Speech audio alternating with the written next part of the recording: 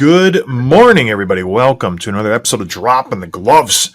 It's raining cats and dogs here today, Tim, in Traverse City, Michigan. It's 40 degrees and cold and rainy. It's beautiful weather for just sitting inside and drinking a coffee. How is it in North Carolina? It is 75 and sunny here. It's great. I got the AC blasting. It's good. Couldn't be better. I had to start fires in both houses today. Listen to me, 1%er. Both houses started fires this morning just because the painter turned on the electric heaters last night. I go over there to put some lights on, and I almost have heart palpitations because the electric heater's on. Like, there's money going out the window. So I just raced to my woodpile to start fires because we got wood, burn it. Just plugging in the electric heaters, these guys. Unbelievable. But yes, lots to talk about today. But how are you? The in-laws are coming. I can see the mattress behind you. If you're watching on YouTube, Tim's setting up a nice room for his in-laws for the weekend trip. Yeah, I got the mattress behind me and the box spring behind that. And if you can kind of see in the ground here, I have all the pieces. We got a new, we got rid of the big bed frame when we moved. So we got like a small, cheap one from Target that came in yesterday. That's like 1,000 pieces. And that's going to be one of my projects today. So set that up and get the room ready. But yeah, it's exciting. We're going to have a good time. And it's always nice to you kind of forget how great where you live can be until someone visits and you show them around. I used to feel the same way about Traverse. I'm like, man, this place is awesome because you're looking at it through fresh eyes. So it'll be a fun weekend. That is nice. Yeah, you'll let us know on Monday how it all went. Are you gonna propose right away when the parents are there, or are you gonna wait till later? John, people listen to this. Yeah. So yeah, we won't be talking about that. But no. But yes. But no. No. Did the conversation with your dad go okay? John, what are you trying to accomplish here? The people want to know. The people want to know when the wedding's happening. We should live stream that too. Make some money off of it. People are invested in your relationship. It's been years. It's been years and years and years trying to get old Timmy boy married, and we finally did it. For people who don't know, I was trying to get Tim to be a priest for a few years. That's kind of how lonely he was when he was living in Traverse City. I'm like, Tim, you want to be a priest? That's how lonely you thought I was. But yeah. No. I thought he had a calling. Apparently not. He's meant for the marriage life. But anyways, moving on. Some teams got eliminated, Tim. Teams are going home. I've been eliminated from the playoffs. It's not fun. They're cleaning out their stalls. They're flying back. And it's funny when you lose, and this is not on the agenda, but boy, do you just get ripped that night. And it's a weird dynamic because you go out and you party, and I think it's weirder for the fans who see you out, and you're not celebrating, but you're having fun, and people see you at the bar and they go, "Why are you here?" And it's like, we're human. We just battled. It's been 82 games plus the playoffs, and it's all done now. We want to let our hair down a little bit and have some fun, but they just still think we should just be crying into our cornflakes about the loss in the playoffs, which we did, and you will, but it's such a weird thing because you immediately go out that night, Tim, and you just get absolutely tore up. So and especially if you're at home, you go to these bars and the fans see you, and it's just a weird dynamic. But yeah, for teams like Montreal, who else got eliminated? The Devils, the Lightning. Well, the Lightning been partying all playoffs long. So that's probably been their problem. But let's start with the Caps and the Montreal Canadiens. The Washington Capitals closed it out last night, 4-1. Kind of an unremarkable game. Montreal still without starting goaltender Samuel Montembeault. Washington getting back Alexi Protas. They're at full speed now. And it wasn't really close. I feel like Montreal, they let it all out there. The first 3 games, they really played good. They lost that heartbreaker in Game 4, and that was it. Game 5, they just kind of coasted. They didn't play like the team they were in the first couple games of the series, and Washington was there. Washington showed why they deserve to be the number 1 seed in the East. They were a juggernaut. They were deep. They had their full complements of forwards. And Logan Thompson is terrific. He is arguably the best goaltender on the planet right now. Him and Jake Ottinger are duking it out for best goaltender in the playoffs because he's been lights out, Tim. I can't think of one goal that he's allowed that you just scratched your head and go, oh, he should have had that. No, he even got cross-checked in the face by Dylan Strome and came back the next game and played fantastic. So what was your take on this series? Was it a good, here's my question, good thing for Montreal to go through this? Oh, absolutely. We always talk about this with these rebuilding teams. It's just the fact of getting to the dance and getting some playoff experience.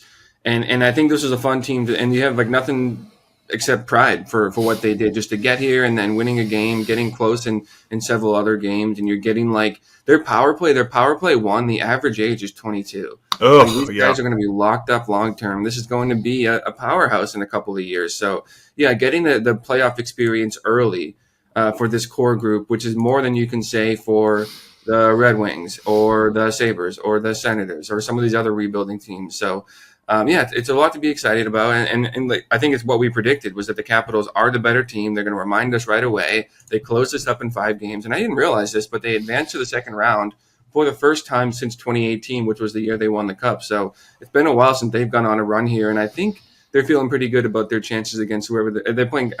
Carolina next. Carolina, yeah. And I would think I think they like their chances there, so it's good for them too. Yeah, I think all in all, it was a good series for both teams. Washington did what they needed to do. They got a little bit of a scare, and I think that's good for a team that kind of coasted through the regular season like they did. He's like, oh crap, we're in the playoffs. This is the real deal. We're playing for real money. And Montreal gave them a little scare in the first 3 games, but they righted the ship. They played good. Games 4 and 5, they were very, very solid. And then for Montreal, like I think you nailed it right on the head. These young guys, these Hudsons and Ghoulies, and even the unknown guys, the lesser guys, the Heinemans, it was good for them to get the playoff experience. And, of course, the high-end guys up front, the Demidovs, Slafkovskys, the Caulfields, the Suzukis, this will be good for them.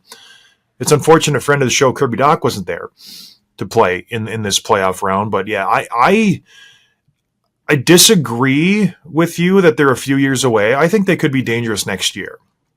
I really do. With a few minor tweaks here and there, this is a really good team. You're not getting rid of David Savard, but he's retired, so he played in his last hockey game. He had a very good career, but he wasn't the David Savard of 7 years ago when he was just a beast out there. He was slow. He was laboring. I feel like if you compare Carrier with Hudson, you got Gooley, you got Jackeye, you got Matheson. You add another high-end defenseman, all of a sudden this team is really, really solid. We saw what Montembeault can do. He's a very good starting goaltender. You get some experience for Demidov, Slafkovsky. It's a pretty good team, Tim. So I'm excited for Montreal's future. All right, moving on. Speaking of the Carolina Hurricanes, who will play the Washington Capitals in the second round, they eliminated the Devils in 5 games, had a great comeback in Game 5, winning in double overtime. So all's well for the Carolina Hurricanes. They played great hockey. Freddie Anderson did not play. Kochetkov looked very shaky, but he righted the ship in the third and first and second overtime. And the Canes coast into the second round, beating the New Jersey Devils 4-1, which was expected, Tim.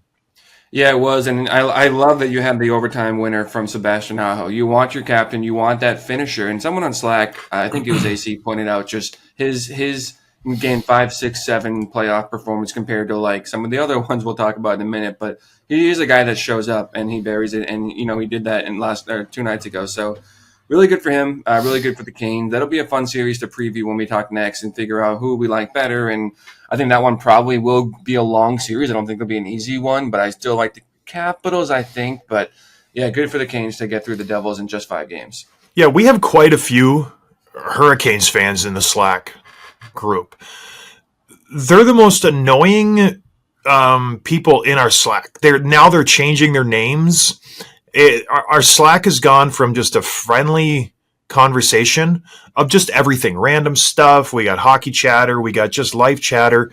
People's names now are Tom Sestito, Steve Yzerman, John's Minivan, John's Chickens. Like, it's become a roast of me over the last week, and it's led by these Hurricanes guys, AC and Nate. I'm going to close the whole damn thing down if they're not careful, because it's not a fan of it. But yeah, good for the Hurricanes. They beat a depleted New Jersey Devils team. Great job. Thumbs up. You really should feel good about yourself. You know who should not feel good about themselves? Tampa Bay Lightning. What the hell happened there? Coming into this postseason, I had them pegged for the Stanley Cup Finals. I had them in Colorado in the Stanley Cup Finals. My bracket is busted. Me They too. looked atrocious. Andrei Vasilevsky was awful. Nikita Kucherov was invisible for what the bar that he sets. Brandon Hagel was nothing. Braden Point did nothing. Gensel looked good. He looked engaged. He played physical. He got his nose dirty. Hedman definitely looks slow and laboring. He's not the young pup we saw when they won the cup a few years back. This team, Tim, they pulled the rug over my face, the wool over my eyes. I was shocked by how bad they looked. Yeah, and this is a team, remember, that had 102 points in the regular season, and they finished second. Like, they were the favored team, standings-wise at least, going into this. And I think it is surprising, I think, and disappointing, especially considering this is their third first-round exit in a row. And I think, if I'm not mistaken, I think all of those are at the hand of the Panthers. And actually, Tkachuk was asked last night, Matthew Tkachuk, about the rivalry, and he said, I don't know if I'd exactly call it a rivalry. Because it's just like they're not competing anymore, which is crazy. Yeah. But I think this is less to do with the Lightning, although there's certainly some blame to be pointed around there. But just how good the Florida Panthers are. Like the pieces they added were exactly the right pieces. Brad Marchand looks really good in this series. Yeah. He looked really good in that game. And then you obviously have like the depth and just the team that's built for the playoffs. Seth Jones.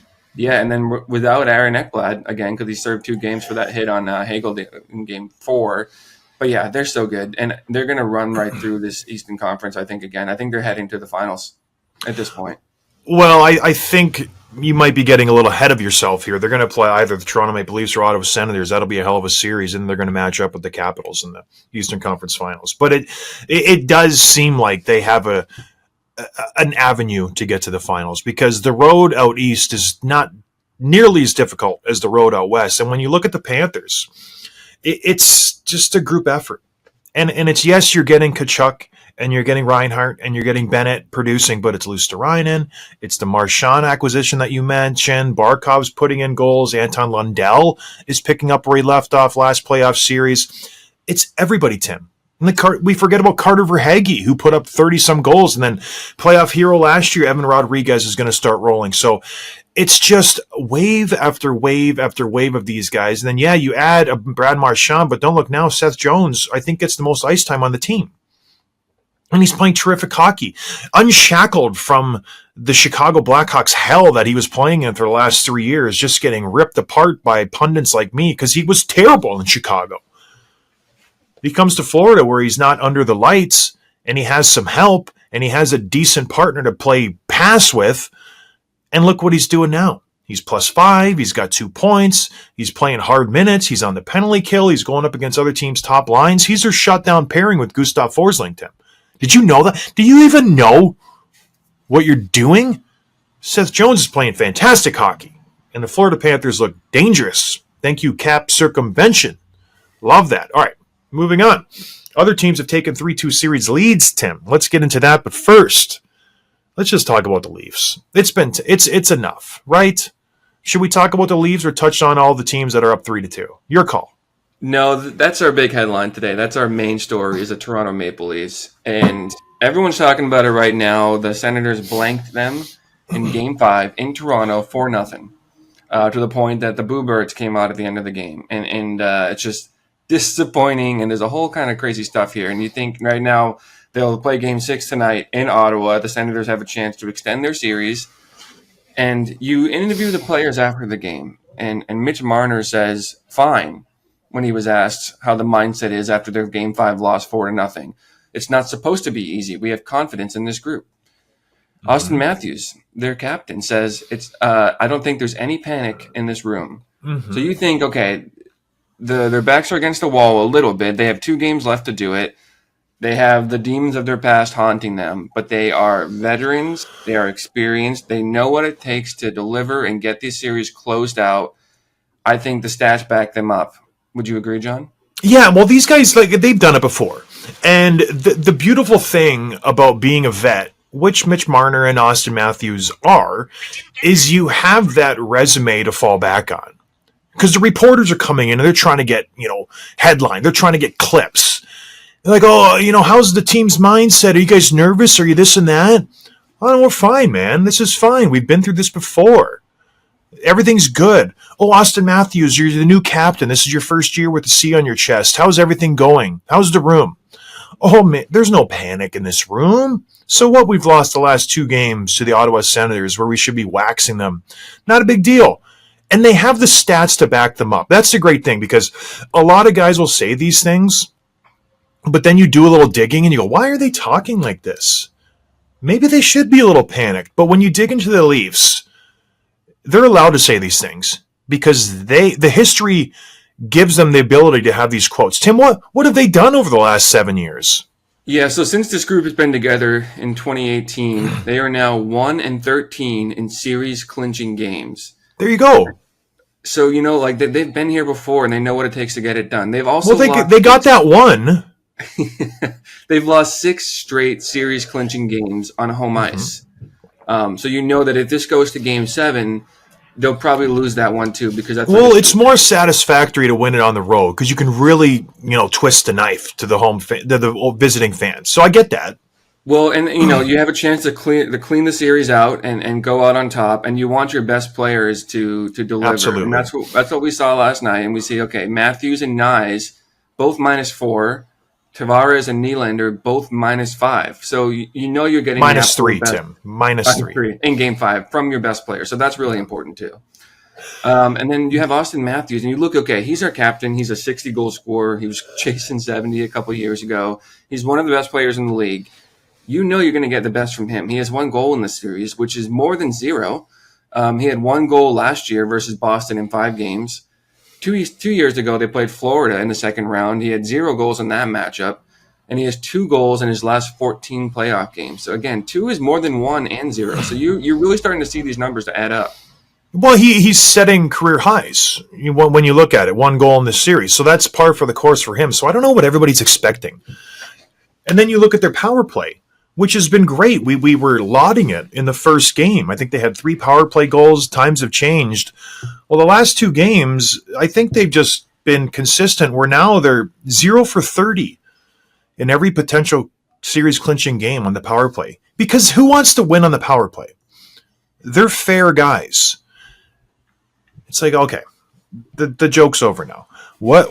And Tim and I were talking about this before we came on the air, and you just have to give your head a shake, because when you read these comments and you watch the interviews, why? What? First, and this is my thought process.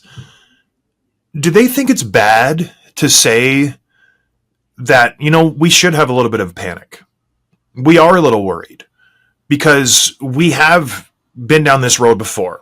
We have had teams on the brink and we've let them come back and beat us. So we should be worried. We should press the panic button. We don't want to go to Game 7. We need to close this out now.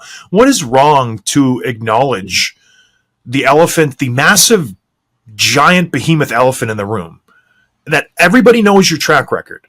Everybody in the world has seen you fail time and time again. You've lost 13 times in series clinching games. You've won 1. That's crazy, 1-13. Why can't you just be honest with yourself and the press and go, yeah, we know our history. We need to slay this dragon. We need to be better. And it starts with me right here. But he doesn't. He passes the buck and he goes, oh, no, there's no panic in here. No. It would be so refreshing if Austin Matthews or Mitch Marner or Willie Nylander or John Tavares, any one of these guys would just step up to the podium and go, damn, what? It starts with me. I've been bad. We need to get this done. We know we've been bad in these situations before. Why is that so hard to say instead of just ignoring it and pretending it doesn't exist? I don't think it is. I mean, I know that the spotlight is really bright in Toronto, obviously. So I feel like they're so tight to the Let me interject here. These guys have been given so much leeway because I feel like the group before them, the media attacked. Where there was a Phaneuf, it was Kessel, it was Lupul, it was Kadri, and they just killed those guys. And they would just inundate them with question day after day after day after day. Where now it's the opposite, where I feel like they just put the kid gloves on this group for so long, where I feel like they haven't been asked the hard questions and been put under the bright light. So these guys are so coddled, it's crazy. Yeah, I was actually looking through some of our videos we've posted in the past of prior episodes, and how many times we've talked about the Leafs at like leaving the playoffs, and it's like every single year we have the conversation of like, okay, is this the year, or is it time to shake things up? You can't keep coming back. They haven't done that yet this year, right? And so, but to your point, I think you're exactly right, and I don't need Matthews. I'll just lean on him. He's the captain. He's the guy. I don't need him to use the words like panic or nervous or anxious or any of those things like that. But I think what you said is exactly right. It's like acknowledge the history here. And because people can see it happening again. And the whole city is like, biting their nails thinking about the game tonight because they don't want to be let down again. They don't want to be disappointed. They know that what has always happened with this group. So I'd love to see Matthews just acknowledge it and say, hey, I know everyone's, we're thinking about the same thing. And again, like you said, it's on me. It's on me. I'm going to deliver. I'm going to make sure this doesn't happen. Like this is on me. I'm the captain. I'm the best player. I'm the guy, and take that responsibility. No one's doing it. And I keep thinking about this too, because, we say, okay, say they lose the series and you're like, okay, do we let Marner go? Do we let Tavares go? Do we trade a Matthews or something like that? Like all these crazy scenarios, which some of them are sounding less and less crazy. And the answer is always like, okay, Marner's, a 100-point player. He's a 60 assist guy, whatever. Can you trade him? Are you a better team if you get rid of him? Because what are you going to get that's going to on the market that's bad? And I keep going back to like that. There's teams on paper that are less talented that win the cup all the time. Every year, team on paper, this is the most talented team in the NHL. You're probably right. And so it's not about having the best players. It's the quote, the movie Miracle. It's about the right ones, right? And clearly these aren't the right players. So again, I'm not going to put the cart before the horse. Just because they did it the last 8 years doesn't mean they're going to do it now. I'll give them a chance to close this series out. But if they lose tonight, which I think they're going to, and then that the whole city, the whole team is going to be shaking in their britches, and Brady Tkachuk and that Senators team knows it. And they're going to take the knife and twist it and turn it against them. And it's going to be beautiful. I hope it happens. I hope so badly this happens. Yeah, I always think, like, why not Matt Duchene? Why not try to get him? You know what I mean? And I know it looks great now, the contract he's under with the Dallas Stars, but the Predators were giving him away. Absolutely giving him away. I'm sure he'd love to be the hometown kid coming back. I think he's from Haliburton, Ontario. He makes $3 million with the Dallas Stars. Like, that's the contract he's under right now. There are players around the league, when you look at rosters, who are better in the playoffs than Toronto for whatever reason. So this team, I think they are masochists. I think they like failing because they must. Like, when you look at how they played him, like the biggest play of the game in Game 5 was Cousins' shorthanded goal. Nylander doesn't even try to come back. He just coasts. He's assuming someone else is going to do the back-checking job, and Cousins just burns by him. And Cousins had half his own head start and an angle on him. And Cousins scores to go up 2-0. There's just these little moments in the game, and it happens for Marner, it happens for Matthews, it happens for all the big guys, where you just have to look at him and go, are you present? Do you not want to win? And then you compare him to other captains, and it's not even close. Like, do you think Nathan McKinnon is doing these things? I'm not going to, bag on Kucherov, but the guy's won 2 cups. This doesn't happen with other captains. You think Brady Tkachuk is going to give up, and the guy's only been in playoffs once? That guy's going to die for his team on the ice, whereas Austin Matthews, still, the verdict is out, man, on him. He is a terrific goal scorer, but is he mentally checked in? Does he have the balls to win? No, I don't think he does. I think he's an Arizona kid who likes to just play easy hockey. That's what I think. I'm glad you brought up McKinnon, because I was thinking about that. And Brady's a great example. And even a former Leaf like Ryan O'Reilly, like the guy that wears his heart on his sleeve. Like, yeah. Do you think if Ryan O'Reilly had these stats we just rattled off over the last 7-8 years, and now here he is again, like another failed chance to close out the series, do you think he's going to say something like, oh, there's no panic here, we'll be fine? No. And so it's frustrating for me. And again, I'm just going to say this again. They haven't done it yet this year. You have to think they're not going to let this happen again, right? Like, yeah. They can't. They have 2 chances to win. One of those is at home. They are the better team. you have to think that they're going to be able to close this out. I really think they will, but I hope they don't. Oh my gosh. If they lose 4 straight to Ottawa, Yeah. holy cow. What? They burn the city down. You can. Yeah. Marner and Tavares gone.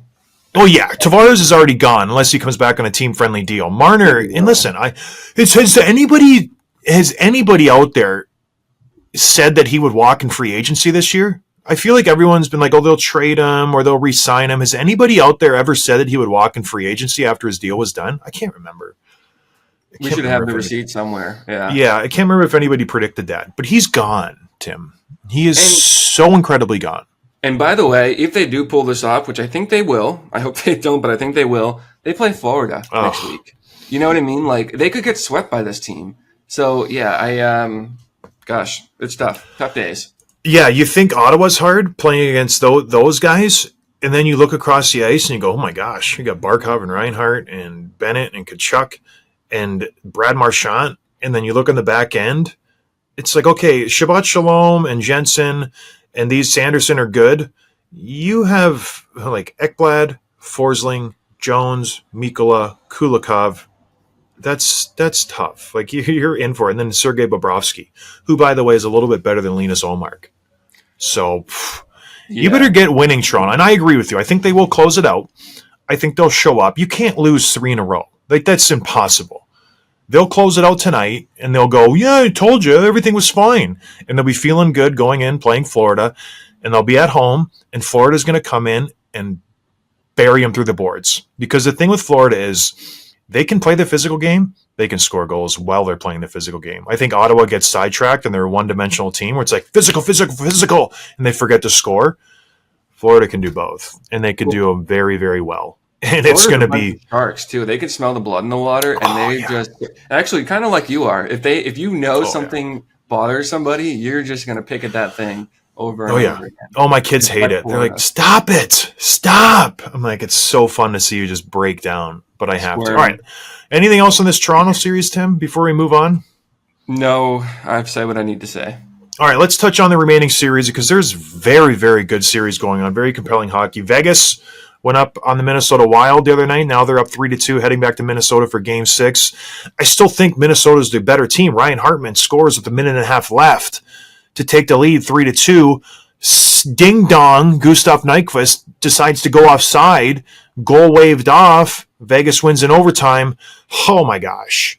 Like what a heartbreaking way to lose if you're the Minnesota Wild. Friend of the show, Marc-Andre Fleury, gets thrust into the action. He's now, I think, one of 2 goaltenders, him and Marty Brodeur, to play in 18 playoff rounds or something crazy like that. So he played great in the third period, played good in overtime. We'll see if he's going to be ready to go for Game 6. I don't know what the status is on Gustafsson, but poor Minnesota Wild. I thought they deserved to win Game 4. Vegas got so many lucky bounces to win that game. And then in Game 5, they get robbed of that goal by Ryan Hartman because Nyquist was offside. And, it is what it is. But, boy, it's tough to come back from that when you feel like you should win and then it just gets ripped apart from you. What do you think? Game 6 in Minnesota, you think they're going to win this one, send it to 7, Tim? I do. And I still like Vegas to win this series, but I feel like Minnesota has shown me enough to think they're not going to go down without a fight. And, playing at home tonight, I think they will extend this. I still like Vegas in 7, though. It's been a great series. Edmonton, LA. Edmonton kind of put the work boots on in Game 5. LA didn't really show up, but we're heading to Edmonton. Chance to close it out at home for the Edmonton Oilers. Calvin Pickard is now 3-0. 3-0 for the Edmonton Oilers, playing decent hockey. What do you think? Are they going to close it out tonight? No, oh. I hope not. I actually forgot because I don't get to watch as much of these games because it's the West Coast and I go to bed at 8:30. But I forgot that they were without their best defenseman too in Ekholm. They. I still can't believe that they were tied in that series. They obviously looked really good in Game 5, and Pickard is. It's so funny how like a backup goalie just with the right opportunity at the right moment can just rejuvenate a team, and we've seen it many times over the past few years. And right now it's happening with him, so I'm happy for him, and it's his net till he loses it, I think. Oh yeah, I don't think maybe Skinner sees the net in round 2. That'll be an interesting choice for Chris Knobloch. Going into round 2, do you go back to Skinner knowing that he was the guy last year? But we'll see how it goes. All right, Dallas, Colorado. Arguably the 2 best teams in the Western Conference going at it. Dallas took a 3-2 lead. They have a chance to close it out tonight. You think they're going to do it, or is Colorado going to win at home to send it back to Dallas for Game 7? It is a hell of a series, Tim. This is a hell of a series, and I'm nervous because, again, I think you said the same thing, but I had Colorado, Tampa in the finals. Tampa's out. Colorado's on the verge of being eliminated, so I hope they win tonight. I haven't watched as much of this series either, although Dallas I know looks really good, and they're still without some of their best players too. So I think Colorado, it's going to be on Nate and Makar. You mentioned on Tuesday's episode how Makar hasn't really delivered the way that he usually does. So maybe we see but we see an iconic, 2-goal, 2 assists, +4 type of night from Cale Makar tonight. Yeah, that's what it's going to take. They need to somehow shake Jake Ottinger. With how well he's played this whole series, even when he got shelled for 4 goals and pulled in Game 2, he's been terrific. And if they have any chance of getting to him, much like what St. Louis is doing to Hellebuyck, and Hellebuyck obviously in the playoffs is not the same as Ottinger, but the Blues are actively making it difficult for Hellebuyck to see pucks, to move side to side, to get out above the blue. If you plant your butt on the edge of the crease, the goalie can't come out and get the angle. I think Colorado needs to do that. Make life a little bit more for Jake Ottinger in net because he's seeing the puck. He's going side to side very easy, and he's playing terrific. So if they have a chance, they got to do that. And I think, Cale Makar. He has to be Cale Makar. He has to do more. Yeah. All right, last series, and the one that I'm voting for the most enjoyable to watch so far in the playoffs is Winnipeg-St. Louis. This every series has been great. Well, not every series. Carolina, New Jersey's was a dud. Every series has been entertaining. There's been aspects. There's been hatred. There's been stuff to talk about.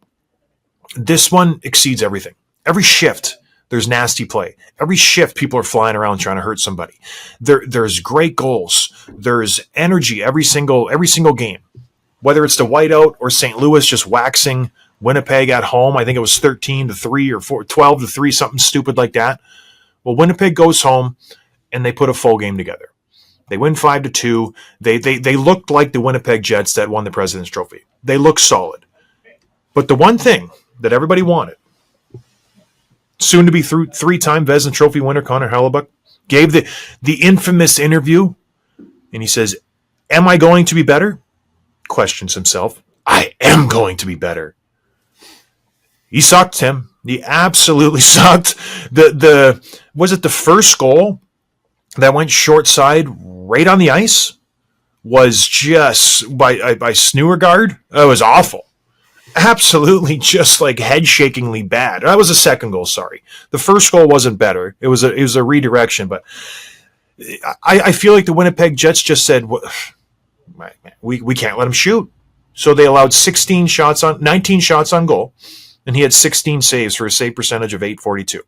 He made one incredible save. It was 1-1. St. Louis got a shorthanded opportunity. Walker sent it across, so I don't know who had the shot, and Hellebuyck made the save of the playoffs. He was diving across, and he got his paddle on the puck. That was a game-changing save. But other than that, Tim, this guy sucks. Like he did not answer any questions that people had about him in the playoffs. I might be crazy, but I still like the Blues to win this series. Even though they're the 8th seed, they're down 3-2. I feel like we have still seen the home team win this game every game this series. Yep. So the Blues are playing at home next tomorrow on Friday night. I like them in that game. I think they're very, very hard to play at home. And then when it comes to Game 7, you generally go with who's the tougher team? Because the tougher team almost always wins Game 7. And to me, that's St. Louis. Even though it's going to be in Winnipeg's barn, I like the Blues to win the next 2 games here. I really do. It's going to be, I think St. Louis will win 14 in a row at home going back to the regular season. They've been dominant at home. I think they will win the next game. And then it comes down to Game 7, usually the goaltenders. And just from the eye test, Bennington's been way, way better. So who knows? Imagine if Toronto, Ottawa, Winnipeg, St. Louis both go to Game 7. How tight are the sphincters going to be for Winnipeg and Toronto players? Good luck squeezing out a turd that day. You're going to be so nervous. It'll be incredible. I hope it happens. It would be just incredible to see that atmosphere in those games because, boy, oh boy, how do you do it? I'll tell you this: the teams I was rooting for, since my Bruins aren't in the playoffs this year, I was kind of like the Sens and the Blues. So the 2 teams, I'm like, all right, come on, show me something. Let me have a little fun here. And So far, they're making it interesting, and I would just love for both of those teams to win 6 and 7. That would be so beautiful. Yeah, Sens play tonight. Blues, they play tomorrow night, so it'll be a fun weekend if everything goes to plan. We'll have some Game 7 games. But let's talk about some other stuff, do some quick hits. Friend of the show, who's denied us many, many times, Steve Yzerman, gave his year-end press conference the other day. And this was after Dylan Larkin gave his infamous comments about, the morale changed after the trade deadline. The guy, the top guys in the room, we weren't feeling it after we didn't make any moves. Little did he know they got Peter Mrazek and Smith. You ungrateful prick. You got some guys. You need to acknowledge it, Dylan. All right. What does Stevie have in response for him, Tim? Well, there was a lot to break down from this end of season media presser and I actually had a couple people send me some clips from that. I don't remember their names, but shout out to you guys for doing that. And so one of them was like, he was asked about the Wallman trade, and straight up, he was asked like the same way that you would ask. It's like, hey, you had to give up some picks for Wallman, and then Edmonton ends up giving up a first to get him. So do you feel like you look back and regret it? Would you do it differently? And Yzerman was like, no comment. I'm not talking about that one. So who knows if he's embarrassed or whatever on that. He was asked. Love that taking accountability. Yeah. At least say, you know what, a swing and a miss. Wouldn't it be refreshing if someone just gave an honest answer and go, yeah, I messed up on that one. Now, I messed up. I'm sorry. I gave him in a third rounder away to San Jose just because I thought it was going to make our team better. We needed the cap space. And obviously I made a wrong decision. And then it would be done.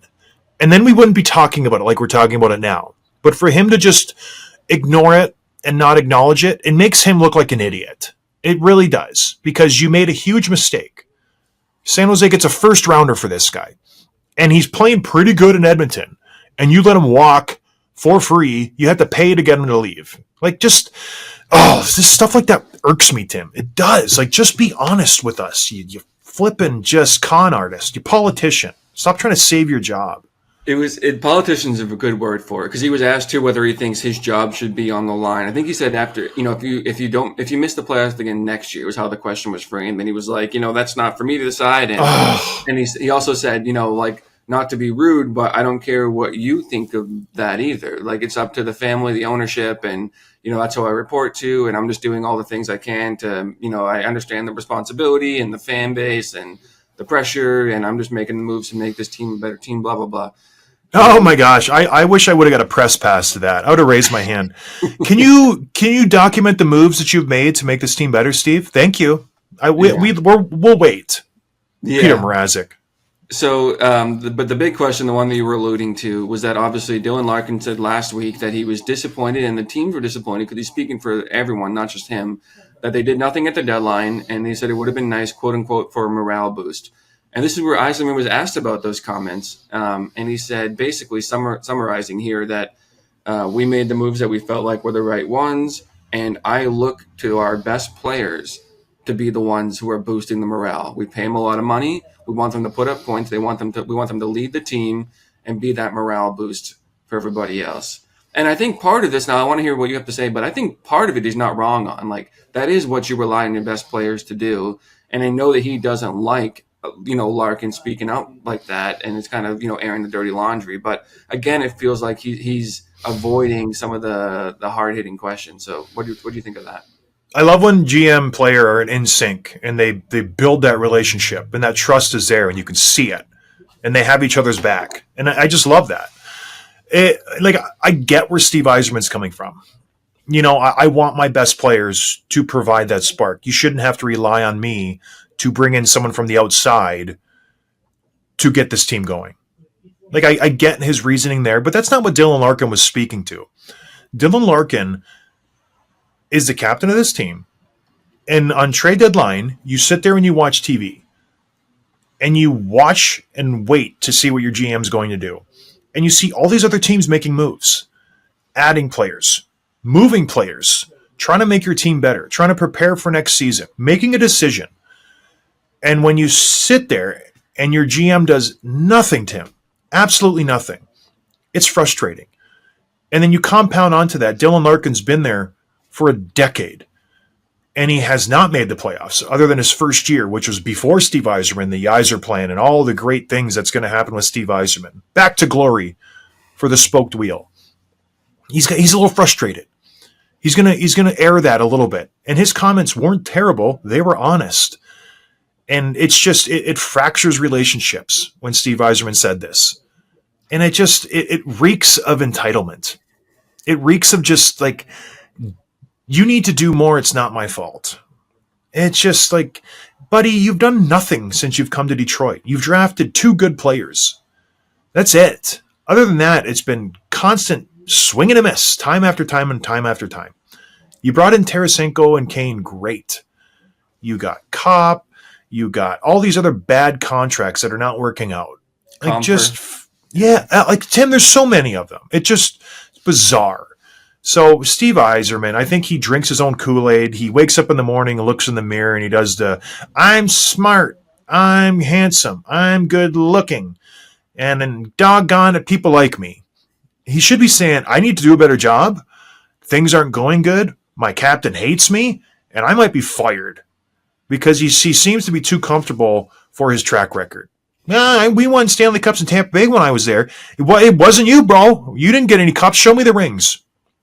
Last time I checked, you were gone when they won those Stanley Cups. No, but I was there when they planned the team. I was in the meetings. Who gives a shit? You weren't, like, what have you done for me lately, Steve? He bothers me. Why does it bother me so much? I need to take some medication. You know, it's funny because like 5-6 years ago when Mo Seider won the Calder, and you're like, and this is the guy that he stuck his neck out to draft. Remember, he was not supposed to go at number 6, and he did, and he was proven right. And it was like, okay, Yzerman, he started something in Tampa. They're successful now. Now he's like playing chess when everyone else is playing checkers, and then nothing has happened since. Absolutely nothing. No, not a playoff berth. Like they drafted Lucas Raymond, and that's the only other thing that's happened in the last 5 years, which is crazy. And they got rid of some bad contracts, which okay, great, but then you added some more, it all evened out. And the thing that drives me nuts too is like when you criticize them, and you got the comments of like, oh, this career goon is calling out like it's one of the best players of all time, Stanley Cup champion, all this stuff. It's like that doesn't mean that you can't criticize someone for doing a bad job. It's double sword, double standard. Yeah, it's double standard, and I feel like I was thinking about that too the other day, where you don't need to play hockey to be aware of what's going on. You don't need to have played in the league to be able to judge talent and to see if your team's good or not. I can objectively say, when you add a Jeff Petrie and a Ben Sherratt and a Justin Hall and other slow plodding defensemen who are over the age of 30, that your defense is going to be bad. It's so just obvious. And you get rid of Shane Gostisbehere, and you get rid of Nick Jensen, and you get rid of Jake Wallman, and you get rid of these defensemen who are puck movers, who are decent defensemen, that you're making your team worse. It just doesn't, it's so obvious. But yeah, when I say it, you go, we're used to fight guys. You don't know what the hell you're talking about. Or when someone who never plays hockey says it, they go, you never played the game. Okay, so the only people who are qualified to talk on this are like stars in the league. Like get bent. You know what I mean? Like it's just so completely obvious to everybody involved that this defense sucks. They have no goaltenders, and the offense is just, there's a couple stars there, but it's not deep at all, and it's old. It would be like when Huberdeau went from 115 points to 58, and then calling that out would be like, oh, you can't say that because you didn't play hockey. It's like, okay, a fact is a fact. Let's call that's just us airing our dirty laundry. That's our insecurities. We need to move on from that. All right. Well, just one more point on this Wings team, and I know they have some young guys in the system who are very exciting, who are up and comers. They got Bransgard and they got Danielson and they got some other guys who are coming up. Typically with a team who has struggled, they have like young stars in the lineup. Like when you looked at Ottawa, like, oh, this team is an up-and-coming team. Because you have a Batherson, you have a Kachuk, you have a Stützle, you have a Sanderson. They're young, but they'll get better. When you look at Buffalo, you go, okay, well, we got Power, we got Dahlin, we got Thompson. We have some young guys to build around. They got Seider and Raymond, and they got Edvinsson. That's it. That's it, Tim. That's it. It's just bizarre. It's like, what are we doing here? And I know there's some guys, they're coming up. They ain't here yet.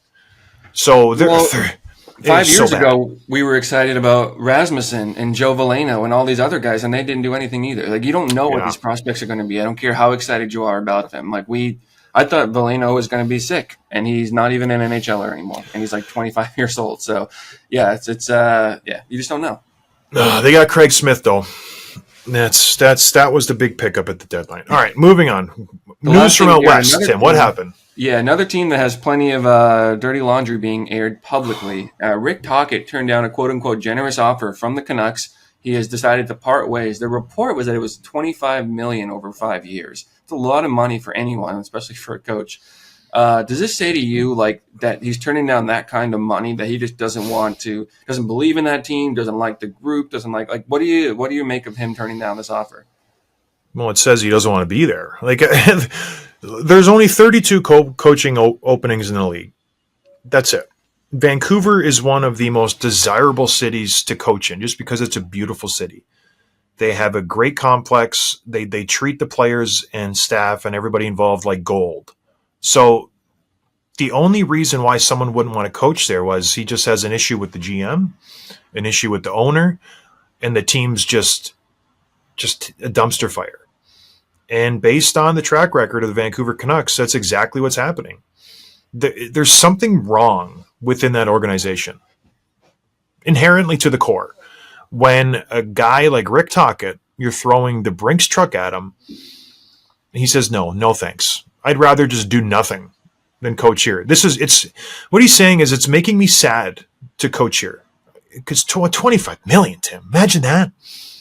And the chance of him staying there 5 years is slim to none. Like, you will get fired after 3 or 4. Just to turn down that amount of money is insane to me. But what it says is, gosh, this organization there's something really, really wrong here. And then when you read Jim Rutherford's quote that you're going to get to next, you can go, I can kind of see it. Like, it kind of makes sense. So there's turmoil in Vancouver. It's very, very tumultuous. There's obviously the whole Miller-Pettersson thing, and we've had all these rumors and nothing concrete about, like, where does Quinn Hughes fit in all this? Is he part of the problem? Is he frustrated? Which side did he come down on all the drama? And I think he's been a good captain. He's been very quiet and stayed out of all this. But this quote is so good. Jim Rutherford talked to the media, and he said, quote, about Quinn Hughes, he said, quote, I hope he's playing golf because he usually returns my calls right away. And I called him within half an hour of talking to Rick, and he hasn't called me back.